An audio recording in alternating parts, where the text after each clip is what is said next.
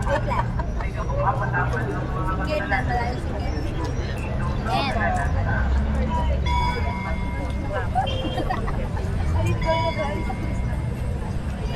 Diretso po mas actually po yung mas okay ano po na paano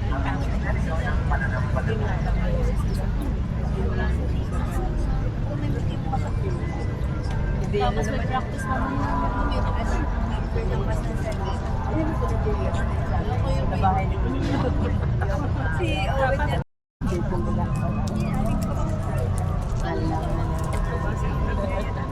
ganda naman ang gaya. Ayos na lang pinagkakalagay. Kulang po nung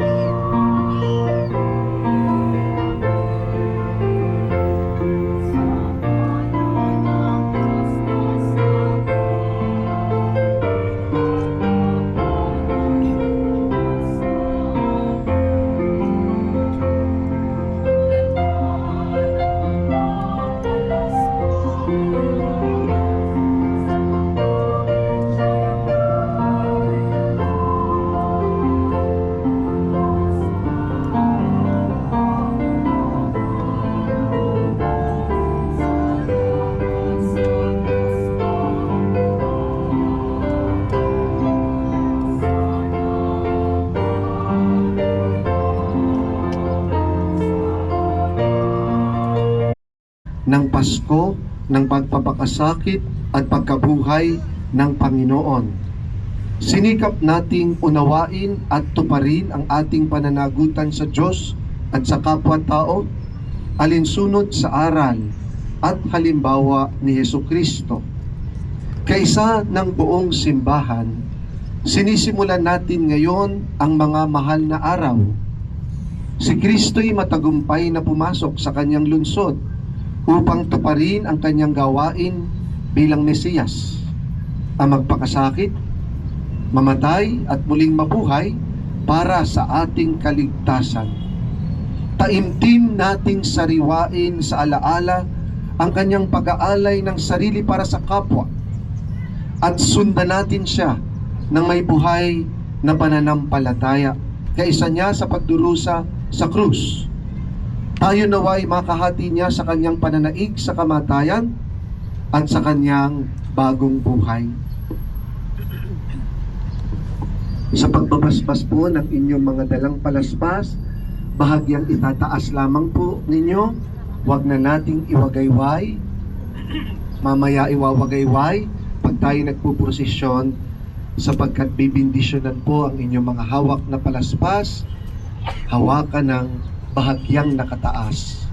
Ito ay inyo pong pagpalain at pabanalin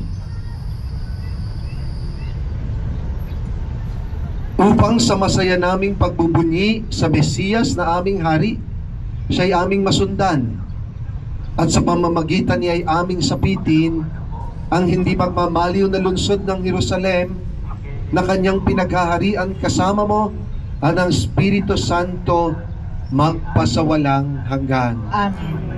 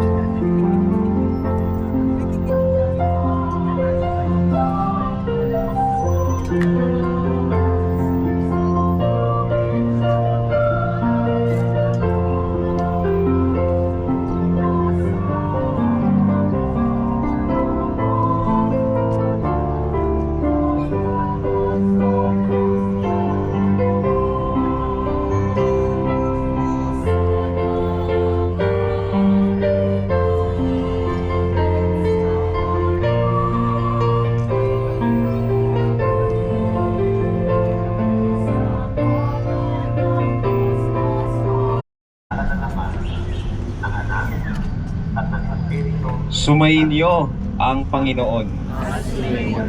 Ang mabuting balita ng Panginoon ayon kay San Juan. Papuri sa iyo, Panginoon.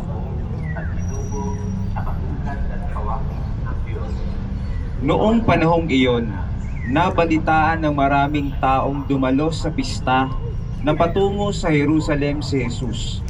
Kumuha sila ng mga palapa ng palma at lumabas sila ng lungsod upang siya'y sulubungin.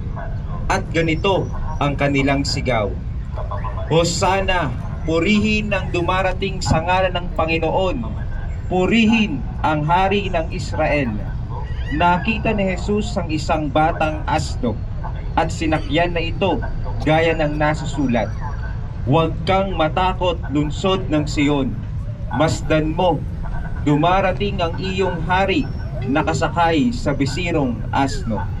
Hindi ito nauunawaan noon ng kanyang mga alagad. Ngunit matapos mabuhay na muli si Jesus, sa kanila naalaalang ito ang sinabi ng kasulatan tungkol sa kanya, at ganito nga ang nangyari. Ang mabuting balita ng Panginoon. Pinupuri ka namin, Panginoong Hesukristo.